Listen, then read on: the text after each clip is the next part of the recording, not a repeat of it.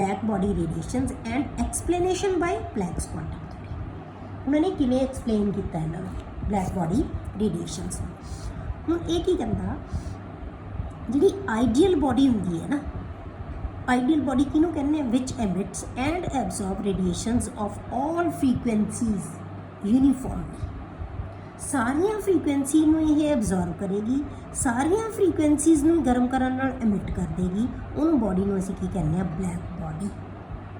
वो ideal body जिहड़ियां सारिया रेज नूं एमिट करे, सारिया रेडिएशंस नूं एब्जॉर्ब करे, उन्हां नूं असीं की कहांगे ब्लैक बॉडी। पर बेटे रियलिटी दे विच कोई ब्लैक बॉडी नहीं हुंदी, इदां दी कोई बॉडी नहीं हुंदी। ठीक है, हुण ये जिहड़ियां रेडिएशंस एमिट करेगी ये body, the radiations emitted by such body are called black body radiations. उन्हां नूं आपां की कहने आ ब्लैक बॉडी रेडिएशंस।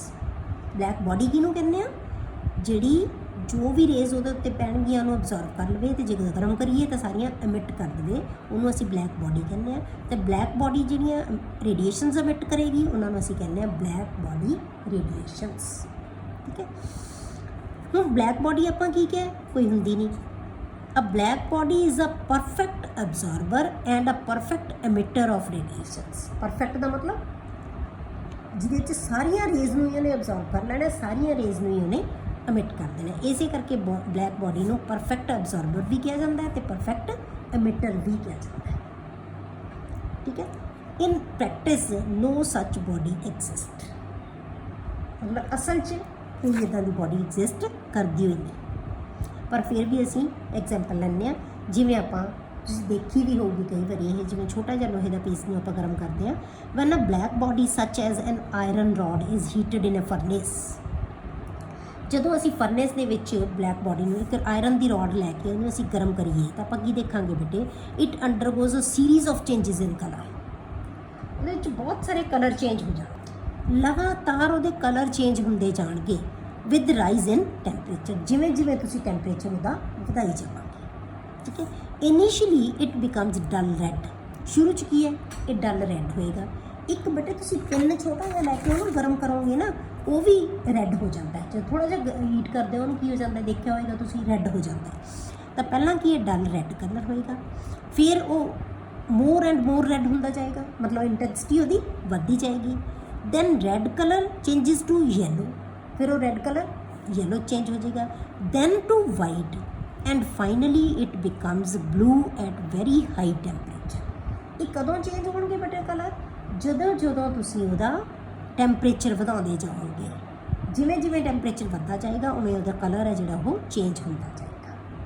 ਠੀਕ ਹੈ, ਇਹ ਆਬਜ਼ਰਵੇਸ਼ਨ ਹੈ ਕਿ ਜਦੋਂ ਅਸੀਂ ਆਇਰਨ ਰੋਡ ਨੂੰ ਇਹਨੂੰ ਅਸੀਂ ਬਲੈਕ ਬॉडी ਮੰਨ ਲਿਆ।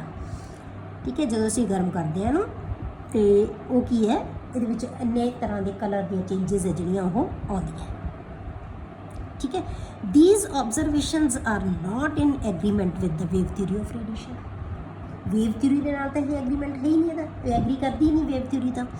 ਉਹਦੇ ਅਕੋਰਡਿੰਗ ਕੀ ਸੀ ਬੇਟੇ, heat energy given must increase the intensity of the same colour. ਇਹਦਾ ਮਤਲਬ ਜਿੰਨੀ ਅਸੀਂ ਹੀਟ ਕਰੀ ਜਾਵਾਂਗੇ ਉਹਨੂੰ, ਤਾਂ ਜਿੰਨਾ ਰੈੱਡ ਕਲਰ ਆ ਉਹਦੀ ਇੰਟੈਂਸਿਟੀ ਹੀ ਵਧਣੀ ਚਾਹੀਦੀ ਹੈ। ਜਿੰਨਾ ਮਰਜ਼ੀ ਗਰਮ ਕਰੀ ਜਾਓ ਰੈੱਡ ਕਲਰ ਦੀ, ਕਿਉਂਕਿ ਸ਼ੁਰੂ 'ਚ ਕਿਹੜਾ ਬਣਿਆ ਸੀ, ਰੈੱਡ, ਉਹ ਰੈੱਡ ਕਲਰ ਹੀ ਉਹਦੀ ਇੰਟੈਂਸਿਟੀ ਵਧਣੀ ਚਾਹੀਦੀ ਹੈ। ਮਤਲਬ ਕੀ ਹੈ, ਕਲਰ ਨਹੀਂ ਚੇਂਜ ਹੋਣਗੇ ਉਹਦੇ ਰੈੱਡ ਕਲਰ ਦੀ ਇੰਟੈਂਸਿਟੀ ਹੈ ਜਿਹੜੀ ਉਹ ਚੇਂਜ ਹੁੰਦੀ ਜਾਏਗੀ। ਠੀਕ ਹੈ, ਹੁਣ ਇਹਨੂੰ ਐਕਸਪਲੇਨ ਕਿਵੇਂ ਕੀਤਾ ਕੁਆਂਟਮ ਨੇ ਇਹ ਚੀਜ਼ ਨੂੰ ਕਿ ਕਲਰ ਚੇਂਜਸ ਆ ਗਏ, ਤਾਂ ਸਾਡੀ ਆਬਜ਼ਰਵੇਸ਼ਨ ਸੀ।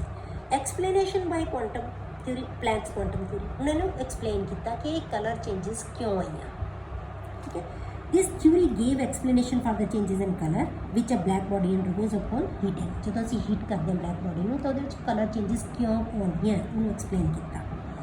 ਹੁਣ ਇਹ ਥਿਊਰੀ ਦੇ ਅਕੋਰਡਿੰਗ ਬੇਟੇ ਕੀ ਕਿਹਾ ਹੈ ਕਿ ਆਪਾਂ ਉਹਨੇ ਪਿੱਛੇ ਪੜ੍ਹਿਆ ਸੀ ਕਿ ਜਿਹੜੀ ਐਨਰਜੀ ਹੈ ਉਹ ਡਾਇਰੈਕਟਲੀ ਪ੍ਰੋਪੋਰਸ਼ਨਲ ਨਿਊ ਦੇ ਹੁੰਦੀ ਹੈ।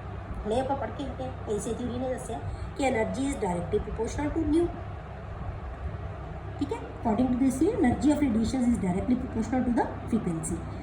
ਅਤੇ ਇਹਦਾ ਮਤਲਬ ਕੀ ਹੈ ਬੇਟੇ, ਜਦੋਂ ਅਸੀਂ ਕਿਸੇ ਬਲੈਕ ਬॉडी ਨੂੰ ਹੀਟ ਕਰਾਂਗੇ ਤਾਂ ਉਹਦੇ ਵਿੱਚ ਮਤਲਬ ਕੀ ਹੈ, ਅਸੀਂ ਉਹਦੀ ਐਨਰਜੀ ਚੇਂਜ ਕਰ ਰਹੇ ਹਾਂ, ਐਨਰਜੀ ਵਧਾ ਰਹੇ ਹਾਂ ਅਸੀਂ ਉਹਦੀ। ਠੀਕ ਹੈ, ਐਨਰਜੀ ਚੇਂਜ ਕਰੀ ਜਾ ਰਹੇ ਹਾਂ। ਜਦੋਂ એનર્ਜੀ ਚੇਂਜ ਹੋ ਰਹੀ ਹੈ ਤਾਂ ਇਹਦਾ ਮਤਲਬ ਕੀ ਹੈ ਬੇਟੇ, ਉਹਦੀ ਫ੍ਰੀਕੁਐਂਸੀ ਵੀ ਚੇਂਜ ਹੋ ਰਹੀ ਹੈ। क्योंकि जे एनर्जी च ये दोनों की है डायरेक्टली प्रोपोर्शनल है। जे आप एनर्जी चेंज करती वो फ्रीकुएंसी भी चेंज हो जाएगी, ठीक है, फ्रीकुएंसी चेंज होगी। तो सानू पता है कि जी फ्रीकुएंसी तो कलर के आपस के रिलेशन है, क्योंकि असी स्पैक्ट्रम पढ़े है, अलग अलग कलर्स है जोड़े वो कि साढ़े विबक्योर के भी देखो तुम अलग अलग फ्रीकुएंसी के अलग अलग कलर्स है इन्हों का, ठीक है। तो सानू की पता है कि फ्रीकुएंसी का तो कलर का आपस की है कोरिलेशन है। तो इस करके जो असी एनर्जी बढ़ावांगे तो फ्रीकुएंसी चेंज होएगी, बढ़ेगी, फ्रीकुएंसी बढ़ेगी। जे फ्रीकुएंसी बढ़ती गई तो कलर भी की है चेंज होता जाएगा। जोड़े पहले फ्रीकुएंसी वाला कलर सी नैक्सट है जोड़ा उस तो वध फ्रीकुएंसी वाला कलर होएगा, फिर उस तो वध फ्रीकुएंसी वाला। समझ आई कलर, क्योंकि जिधर आप फ्रीकुएंसी इधर नूं सी वधदी, उल्टा है ना साडे जिहड़ा विबक्योर लैंदे आप, इस करके कलर चेंज होता जाएगा, इधर इधर नूं आउंदा जाएगा। क्लियर हो गई चीज़? तो क्यों चेंज होंगे? Thus, when a black body is heated, it undergoes a change in energy. That is, energy increases, so frequency also increases. We know there is a correlation between the frequency and the color. As the frequency changes, the color of the body changes. Thus, the change in color when the black body is heated can be justified.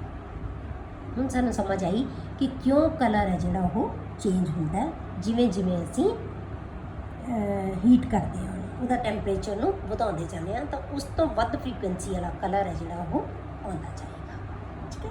ਇਹ ਆ ਗਿਆ black body radiation ਦੀ ਉਹਦੀ explanation. Next ਹੈ ਬੇਟੇ ਦੂਸਰਾ part ਉਹਦਾ photo electric effect. ਪਹਿਲਾਂ ਆਪਾਂ ਕੀਤਾ ਬਲੈਕ ਬੋਡੀ ਰੇਡੀਏਸ਼ਨਸ, ਹੁਣ ਆਪਾਂ ਕਰਨਾ photo electric effect and explanation by Planck's quantum theory, ਠੀਕ ਹੈ।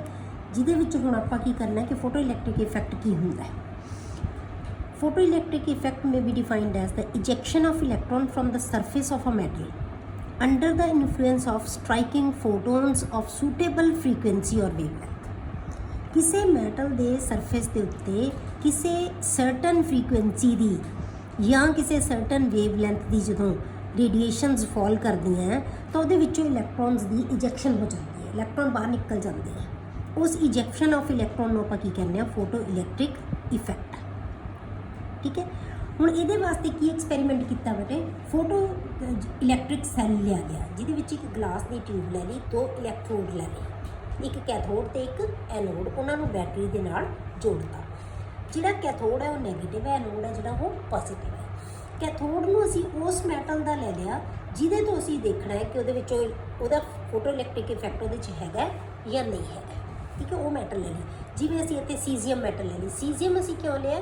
ਕਿਉਂਕਿ ਸੀਜ਼ੀਅਮ ਦੀ ਆਇਓਨਾਈਜੇਸ਼ਨ ਇੰਥੈਲਪੀ ਬਹੁਤ ਘੱਟ ਹੁੰਦੀ ਹੈ, ਉਹ 'ਚ ਇਲੈਕਟ੍ਰੋਨ ਬਹੁਤ ਆਸਾਨੀ ਨਾਲ ਹੈ ਜਿਹੜੇ ਬੇਟੇ ਉਹ ਐਮਿਟ ਹੋ ਜਾਂਦੇ ਆ, ਬਹੁਤ ਆਸਾਨੀ ਨਾਲ ਇਲੈਕਟ੍ਰੋਨ ਬਾਹਰ ਕੱਢ ਦਿੰਦੇ ਆ, ਇਸ ਕਰਕੇ ਆਪਾਂ ਸੀਜ਼ੀਅਮ ਲਿਆ। ਹੁਣ ਆਇਓਨਾਈਜੇਸ਼ਨ ਦਾ ਇਹਦੇ ਨਾਲ ਕੀ ਕੰਸਰਨ ਹੈ? ਆਇਓਨਾਈਜੇਸ਼ਨ ਇੰਥੈਲਪੀ ਕੀ ਹੁੰਦੀ ਹੈ ਬੇਟੇ? Energy required to eject most loosely bound electron in the valence shell of an atom।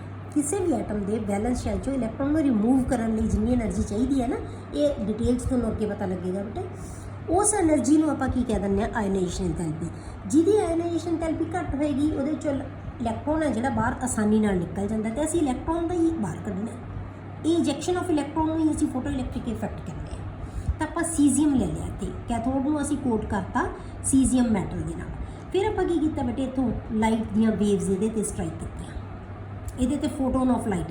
हम आप पिछे आप पढ़िया है कि जी रेडिएशन आइंस्टाइन ने की किया सी कि जी ये लाइट है वो की है फोटोन्स की बनी हुई है, पैकेट्स जी है, पैकेट्स ऑफ एनर्जी है ये, ठीक है। ये आप जो लाइट में कहा आप उन्होंने क्वांटम में की कहता सी फोटोन कहता। हम असी लाइट के फोटोन ये स्ट्राइक किए, मतलब लाइट के पैकेट्स है जोड़े बंडल है लाइट के वो स्ट्राइक किए।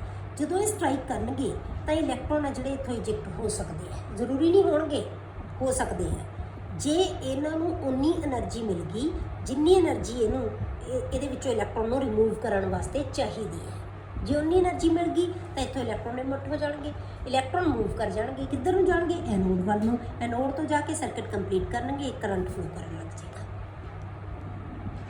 ठीक है। तो इलैक्ट्रॉन की मूवमेंट में असीं की कहने बेटे? Electric current. ਤਾਂ ਕਰੰਟ ਪ੍ਰੋਡਿਊਸ ਹੋ ਜਾਏਗਾ, ਮਤਲਬ ਇਲੈਕਟ੍ਰੋਨ ਦਾ ਵਹਾਅ ਹੈ ਜਿਹੜਾ ਉਹ ਵਹਿਣੇ ਸ਼ੁਰੂ ਹੋ ਜਾਣਗੇ ਇਲੈਕਟ੍ਰੋਨ। ਇਸ ਤੋਂ ਪਤਾ ਲੱਗ ਜਾਏਗਾ ਕਿ ਇਸ ਮੈਟਲ ਨੇ ਇਲੈਕਟ੍ਰੋਨ ਲੂਜ਼ ਕੀਤੇ ਹੈ। ਤਾਂ ਇਹਦਾ ਮਤਲਬ ਕੀ ਹੋ ਗਿਆ, ਫੋਟੋ ਇਲੈਕਟ੍ਰਿਕ ਇਫੈਕਟ ਹੈਗਾ ਇਹਦੇ 'ਚ, ਇਹ ਸ਼ੋ ਕਰ ਰਿਹਾ ਫੋਟੋ ਇਲੈਕਟ੍ਰਿਕ ਇਫੈਕਟ। ਕਦੋਂ ਕਰੇਗਾ, ਜਦੋਂ ਇਹ ਪਾਰਟੀਕਲ ਲਾਈਕ ਇਹਦੀ ਨੇਚਰ ਮੰਨਣਾ ਹੈ ਆਪਾਂ ਵੀ ਇਹ ਪਾਰਟੀਕਲ ਇਹਦੇ ਨਾਲ ਟਕਰਾਏ, ਇਹਦੇ 'ਚੋਂ ਇਲੈਕਟ੍ਰੋਨ ਰਿਮੂਵ ਕਰਦੇ ਨੇ। ਠੀਕ ਹੈ, ਤਾਂ ਕੈਥੋਡ ਜਿਹੜਾ ਆਪਾਂ ਲੈਣਾ ਬੇਟੇ ਉਹ ਕਿਹਦੇ ਮੈਟਲ ਨਾਲ ਕੋਟ ਕਰਕੇ ਲੈਣਾ, ਜਿਸ ਮੈਟਲ ਦੀ ਆਇਓਨਾਈਜੇਸ਼ਨ ਥੈਰੇਪੀ ਘੱਟ ਹੋਵੇ, ਜਿਵੇਂ ਆਪਾਂ ਸੀਜ਼ੀਅਮ ਲੈਣਾ। ਹੁਣ ਇਹ ਤਾਂ ਐਕਸਪੈਰੀਮੈਂਟ ਸੀ, ਹੁਣ ਇਹਦੀ ਆਬਜ਼ਰਵੇਸ਼ਨ ਕੀ ਦੇਖੀਆਂ ਉਹਨੇ, ਕੀ ਓਬਜ਼ਰਵ ਕੀਤਾ, ਇਹਦਾ ਐਕਸਪੈਰੀਮੈਂਟ ਕਰ ਲਿਆ, ਉਸ ਤੋਂ ਬਾਅਦ ਆਬਜ਼ਰਵੇਸ਼ਨ ਕੀ ਸੀ। ਉਹ ਕਹਿੰਦਾ ਕਿ ਸਿਰਫ ਸਰਟਨ ਮਿਨੀਮਮ ਫ੍ਰੀਕੁਐਂਸੀ ਦੇ ਜਿਹੜੇ ਫੋਟੋਨ ਹੈ ਉਹੀ ਇਲੈਕਟ੍ਰੋਨ ਇਜੈਕਟ ਕਰ ਸਕਦੇ ਹੈ, ਜਿਨ੍ਹਾਂ ਨੂੰ ਉਸ ਮਿਨੀਮਮ ਅਮਾਊਂਟ ਆਫ એનર્ਜੀ ਨੂੰ ਅਸੀਂ ਕੀ ਕਹਿ ਦਿੰਦੇ ਹਾਂ, ਜਾਂ ਫ੍ਰੀਕੁਐਂਸੀ ਨੂੰ ਅਸੀਂ ਕੀ ਕਹਿ ਦਿੰਦੇ ਹਾਂ, ਥ੍ਰੈਸ਼ਹੋਲਡ એનર્ਜੀ ਜਾਂ ਥ੍ਰੈਸ਼ਹੋਲਡ ਫ੍ਰੀਕੁਐਂਸੀ। ਠੀਕ ਹੈ, ਥ੍ਰੈਸ਼ਹੋਲਡ ਫ੍ਰੀਕੁਐਂਸੀ ਆ ਜਾਏਗੀ, ਉਹਦੇ ਉਹੀ ਇਲੈਕਟ੍ਰੋਨ ਹੈ ਜਿਹੜੇ ਉਹ ਕਾਜ਼ ਕਰ ਸਕਦੇ ਹੈ, ਇਲੈਕਟ੍ਰੋਨ ਦੀ ਇਜੈਕਸ਼ਨ ਹੈ ਜਿਹੜੀ ਉਹ ਕਰ ਸਕਦੇ ਹੈ, ਬਾਕੀ ਵੈਲਿਊ ਨਹੀਂ ਕਰਨਗੇ। ਠੀਕ ਹੈ, ਇਸ ਵੈਲਿਊ ਨੂੰ ਅਸੀਂ ਕੀ ਕਹਿ ਦਿੰਦੇ ਹਾਂ ਬੇਟੇ, ਨਿਊ ਨੋਟ, ਇਹਨੂੰ ਕਹਿੰਦੇ ਅਸੀਂ ਥ੍ਰੈਸ਼ਹੋਲਡ ਫ੍ਰੀਕੁਐਂਸੀ। ਠੀਕ ਹੈ, ਜਿਹੜੀ ਕਿ ਸਾਨੂੰ ਮਿਨੀਮਮ ਚਾਹੀਦੀ ਹੈ ਇਹਦੇ ਵਿੱਚੋਂ ਇਲੈਕਟ੍ਰੋਨ ਨੂੰ ਇਜੈਕਟ ਕਰਨ ਵਾਸਤੇ। ਕਲੀਅਰ ਹੋ ਗਿਆ, ਤਾਂ ਉਹ ਇਲੈਕਟ੍ਰੋਨ ਹੈ ਜਿਹੜਾ ਉਹ ਇਜੈਕਟ ਹੋਏਗਾ, ਅਦਰਵਾਈਜ਼ ਨਹੀਂ ਹੋਏਗਾ। ਤਾਂ ਆਪਾਂ ਕੀ ਕਿਹਾ, only the photons of certain minimum frequency called threshold frequency can cause the photo electric effect. The value of new naught is different for different metals. New note the value ਹੈ ਜਿਹੜੀ ਕਿ electron ਨੂੰ remove ਕੱਢਣ ਵਾਸਤੇ ਜਿੰਨੀ ਸਾਨੂੰ energy ਚਾਹੀਦੀ ਹੈ ਉਹ ਕਿਹਦੇ 'ਚ ਹੋਏਗੀ, ਇਹ ਫੋਟੋਨ 'ਚ ਜੇ ਹੋਈ ਤਾਂ ਇਲੈਕਟ੍ਰੋਨ ਨਿਕਲ ਜਾਏਗਾ। ਉਹ એનર્ਜੀ ਨੂੰ ਅਸੀਂ ਕੀ ਕਹਿ ਦਿੰਦੇ ਹਾਂ, ਥ੍ਰੈਸ਼ਹੋਲਡ ਫ੍ਰੀਕੁਐਂਸੀ। ਫ੍ਰੀਕੁਐਂਸੀ ਕਿਉਂ ਕਹਿੰਦੇ ਹਾਂ, ਕਿਉਂਕਿ ਇਸ ਫ੍ਰੀਕੁਐਂਸੀ ਦੀ ਲਾਈਟ ਆ ਰਹੀ ਹੈ। ਜੇ ਵੇਵਲੈਂਥ ਲਵਾਂਗੇ ਤਾਂ ਥ੍ਰੈਸ਼ਹੋਲਡ ਵੇਵਲੈਂਥ ਕਹਿ ਦਾਂਗੇ ਆਪਾਂ ਨੂੰ। ਠੀਕ ਹੈ, ਤਾਂ ਇਹ ਹਰੇਕ ਮੈਟਲ ਵਾਸਤੇ ਡਿਫਰੈਂਟ ਹੈ। ਕਿਉਂ, ਕਿਉਂਕਿ ਹਰੇਕ ਮੈਟਲ ਦੀ ਵਿੱਚੋਂ ਇਲੈਕਟ੍ਰੋਨ ਨੂੰ ਰਿਮੂਵ ਕਰਨ ਵਾਸਤੇ ਅਲੱਗ-ਅਲੱਗ એનર્ਜੀ ਚਾਹੀਦੀ ਹੈ। ਤਾਂ ਇਸ ਕਰਕੇ ਇਹਦੀ ਵੈਲਿਊ ਹਮੇਸ਼ਾ ਕੀ ਹੋਏਗੀ, ਹਰੇਕ ਮੈਟਲ ਵਾਸਤੇ ਕੀ ਹੋਏਗੀ, ਪਰ ਕੌਨਸਟੈਂਟ। ਇੱਕ ਮੈਟਲ ਵਾਸਤੇ ਕੌਨਸਟੈਂਟ ਹੈ, ਪਰ ਅਲੱਗ-ਅਲੱਗ ਮੈਟਲਸ ਵਾਸਤੇ ਕੀ ਹੋਏਗੀ, ਇਹ ਡਿਫਰੈਂਟ ਹੋਏਗੀ। दूसरा पार्ट की है बेटे, the kinetic energy of electron which are emitted is directly proportional to the frequency of the striking photon. जी काइनेटिक एनर्जी है कि इलैक्ट्रॉन निकल तो गया, हुण वो मूव करेगा, मूव कदों करेगा, जे उहदे कोल काइनेटिक एनर्जी हैगी है। ठीक है, तो काइनेटिक एनर्जी है जी वो फ्रीक्वेंसी के डायरेक्टली प्रोपोर्शनल है। कितनी एनर्जी की वेव असीं इत्थे पा रहे हैं, उहदे विचों थ्रैशहोल्ड एनर्जी का ही यूज़ कर लेगा इजैक्शन वास्ते, जी बाकी एनर्जी की है काइनेटिक एनर्जी च बदल जाएगी। तो काइनेटिक एनर्जी का मतलब कि प्रोपोर्शनल होगी ਇਹਦੀ फ्रीकुएंसी ਦੇ, कितनी फ्रीकुएंसी या कितनी एनर्जी की वेव्स ये आ रही है ਉਹਦੇ डायरेक्टली प्रोपोर्शनल होएगा and independent of their intensity. ਉਹਦੀ इंटेंसिटी ਦਾ ਕੀ है, ਹੁਣ ਅਸੀਂ इंटेंसिटी किहनूं कहने बटे, इंटेंसिटी का मतलब कि कितनी ज़्यादा लाइट पा रहे हैं ਅਸੀਂ। ठीक है, बंडल्स कितने ज़्यादा है, ऐ कह लो तुसीं, पैकेट्स कितने ज़्यादा है, क्योंकि हरेक पैकेट की उन्नी ही एनर्जी होएगी, हरेक पैकेट की एनर्जी की होएगी सेम। जे असीं इक्को ही तरह की लाइट पा रहे हैं तो वो हरेक पैकेट की एनर्जी की है सेम होएगी। तो ये एनर्जी का जे बाई चांस यदि एनर्जी घट होवे थ्रैशहोल्ड एनर्जी तो फिर की होएगा, जिन्ने मर्जी पैकेट तुसीं टकराई जाओ ये इलैक्ट्रॉन इजैक्ट नहीं होएगा, क्योंकि मिनीमम एनर्जी चाहिए इजैक्शन वास्ते। हुण जिहड़ी इलैक्ट्रॉन की काइनेटिक एनर्जी है वो यदि इंटेंसिटी के उत्ते डिपेंड नहीं करती कि किन्ने पैकेट तुसीं स्ट्राइक कर रहे हो, किहदे ते डिपेंड करती है, इस पैकेट की एनर्जी कितनी है उहदे ते डिपेंड करेगी, directly proportional to frequency and independent of intensity. Number of packets ते नहीं डिपेंड करती, पैकेट की एनर्जी कितनी है उहदे ते डिपेंड करेगी। ठीक है, तीसरी चीज़ की है बेटे, द नंबर ऑफ इलैक्ट्रॉन्स इजैक्टेड पर second from the metal surface depends upon the intensity of the photon. जिहड़े स्ट्राइकिंग फोटोन है उन्होंने इंटेंसिटी, हुण पैकेट का नंबर किन्ने पैकेट स्ट्राइक करे उन्ने इलैक्ट्रॉन रिमूव होंगे। क्लीयर होगी कि जिहड़ी नंबर ऑफ इलैक्ट्रॉन है वो तो इंटेंसिटी ते डिपेंड करते हैं, फ्रीकुएंसी ते नहीं डिपेंड करते, पर जिहड़ी इलैक्ट्रॉन की काइनेटिक एनर्जी है वो इंटेंसिटी ते नहीं डिपेंड करती, वो फ्रीकुएंसी के उत्ते डिपेंड करती है। क्लीयर होगी ये चीज़ तुहानूं। ठीक है, हुण बेटे इस चीज़ नूं कि एक्सपैरीमेंट होया तो ये चीज़ां ऑब्जर्व कीतियां कि इलैक्ट्रॉन इजैक्ट होएगा, इहदी एनर्जी किहदे बराबर होएगी, ये सारा कुछ एक्सप्लेन इन्हें ऑब्जर्व किया। फिर उन्हें एक्सप्लेन किया फोटो इलैक्ट्रिक इफैक्ट नूं, एक्सप्लेनेशन की है। ठीक है, this effect can be explain with the help of particle nature of the light. असीं वेव नेचर नाल इहनूं नहीं एक्सप्रैस कर सकते, एक्सप्लेन नहीं कर सकते पार्टिकल नेचर नाल। ਹੁਣ ਆਇਨਸਟਾਈਨ ने की किया सी बेटे कि light consider that light consists of a stream of particles called photons. ਜਿਹੜੀ ਲਾਈਟ ਹੈ ਉਹ ਸਟ੍ਰੀਮ ਆਫ ਪਾਰਟੀਕਲਸ ਦੀ ਬਣੀ ਹੋਈ ਹੈ ਜਿਹਨੂੰ ਅਸੀਂ ਫੋਟੋਨਸ ਕਹਿ ਦਿੰਦੇ ਹਾਂ, ਠੀਕ ਹੈ, which move with the speed of light ਜਿਹੜੀ ਕਿ 3 × 10⁸ ਮੀਟਰਸ ਪਰ ਸੈਕਿੰਡ ਹੈ। Each photon is a source of energy. ਹਰੇਕ ਫੋਟੋਨ ਕੀ ਹੈ? Source of energy. ਆਪਾਂ ਪਹਿਲਾਂ ਕਿਹਾ ਉਹਨੇ, ਇਹ ਆਪਾਂ ਪਿੱਛੇ ਵੀ ਪੜ੍ਹੇ ਸੀ ਇਹ ਪੁਆਇੰਟ ਬਟੇ ਕਿ energy is directly proportional to nu ਜਾਂ ਇਜ਼ ਇਕੁਅਲ ਟੂ ਐਚ। ਹਰੇਕ ਪੈਕਟ ਦੀ એનર્ਜੀ ਹੈ ਬਟੇ ਉਹ ਕਿੰਨੀ ਹੈ? ਐਚ ਨਿਊ ਦੇ ਬਰਾਬਰ। ਐਚ ਇਜ਼ ਕੌਨਸਟੈਂਟ, ਨਿਊ ਦੇ ਪ੍ਰੋਪੋਰਸ਼ਨਲ ਹੋ ਗਈ, ਠੀਕ ਹੈ। ਹਰੇਕ ਪੈਕਟ ਦੀ એનર્ਜੀ ਹੈ, ਜਿਹੜੇ ਵੀ ਪੈਕਟ ਅਸੀਂ ਲਵਾਂਗੇ ਉਹਨਾਂ ਦੀ એનર્ਜੀ ਹੈ ਜਿਹੜੀ ਇਹਦੀ ਹੈ। ਹੁਣ ਇਹ ਚੀਜ਼ ਸਾਨੂੰ ਦੱਸੇਗੀ ਕਿ ਕਿਉਂ ਇਹਦੇ ਵਿੱਚ ਕੋਈ ਇਹ ਚੀਜ਼ ਆਉਂਦਾ ਜਿਹੜਾ ਫੋਟੋ ਇਲੈਕਟ੍ਰਿਕ ਇਫੈਕਟ ਕਿਉਂ ਹੁੰਦਾ ਹੈ, ਠੀਕ ਹੈ। ਹੁਣ ਆਪਾਂ ਕੀ ਕਹਿੰਦੇ ਹਾਂ ਬੇਟੇ, ਇਹ ਰੀਜ਼ਨ ਕੀ ਹੈ ਇਲੈਕਟ੍ਰੋਨ ਇਜੈਕਟ ਹੋਣ ਦਾ? ਅਸਲ 'ਚ ਕੀ ਹੁੰਦਾ ਬੇਟੇ ਕਿ ਜਿਹੜੀ ਮੈਟਲ ਹੈ ਨਾ ਉਹਦੇ ਵਿੱਚ ਜਿਹੜੇ ਇਲੈਕਟ੍ਰੋਨ ਹੈ ਉਹ ਨਿਊਕਲੀਅਸ ਦੇ ਨਾਲ ਉਹਨਾਂ ਦੇ ਵਿੱਚ ਫੋਰਸ ਆਫ ਅਟਰੈਕਸ਼ਨ ਹੁੰਦੀ ਹੈ।